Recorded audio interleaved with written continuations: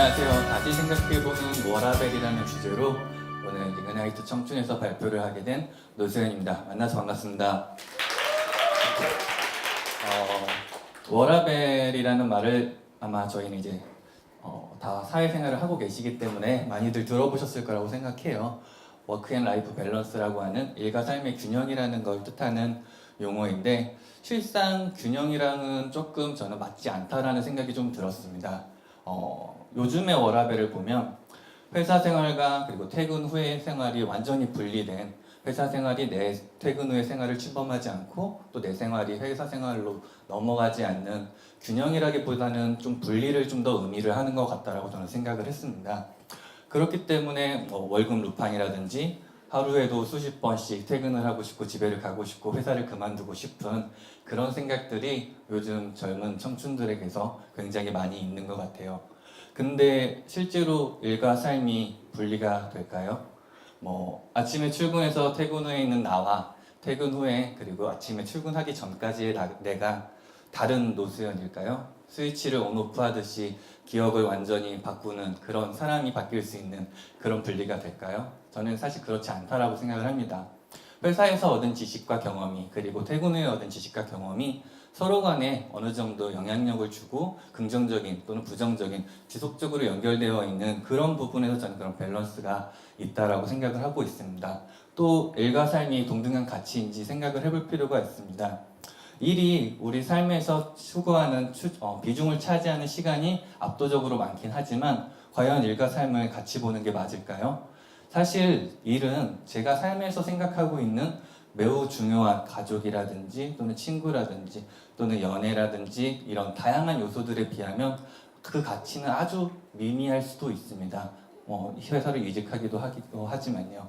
그런 상황에서 저희가 일을 삶이랑 비교하는 것은 좀 맞지 않다라고 생각을 합니다. 그럼에도 불구하고 우리는 야근이 없는 퇴근 시간이 보장되는 마치 그게 워라밸을 제공하는 기업인 것처럼 그런 기업들만을 쫓아다니고 있는 것 같습니다. 실제로 이게 누구에 의한 워라밸일까요? 저희가 찾는 워라밸일까요? 아니요, 기업에 의해서만 제공을 받을 수 있는 워라밸인 거죠. 그래서 해마다 이런 워라밸 우수 기업이라는 상도 기업이 받고 있습니다. 만약 워라밸의 주체가 우리라면 어떨까요? 아마 이런 상들이 있어야 되지 않을까 싶어요. 2017년 퇴근 후 가장 퇴근을 빨리 하는 사람들, 또는 올해의 연차 소진왕, 또 퇴근 후 연락 두절상, 이런 상들이 저희가 주체인 워라밸에서 받을 수 있는 상이라고 생각하지만 아마 불가능하겠죠. 그렇다면 계속적으로 우리가 퇴근 시간을 보장해주는 기업만을 찾아서 거친 바다 같은 사회를 계속 돌아다녀야만 하는지 저는 그런 거는 좀 아니라는 생각이 들었습니다. 그래서 워라밸에 대해서 한번 생각해 봤습니다. 수많은 기업들이 있는데 어떤 기업을 가느냐가 중요한 게 퇴근 시간을 보장해주는 기업을 가는 게 중요한 게 아니라는 것이죠. 그렇다면 우리가 어떤 마음으로 워라밸을 찾아야 할까요? 첫 번째는 일이 우리의 삶의 요소라는 것을 인정할 필요가 있다고 생각합니다. 가족도 아까 말씀드렸던 다양한 요소들만큼 일도 우리 삶의 한 부분이라는 것을 우리 스스로가 인정할 필요가 있는 것이죠.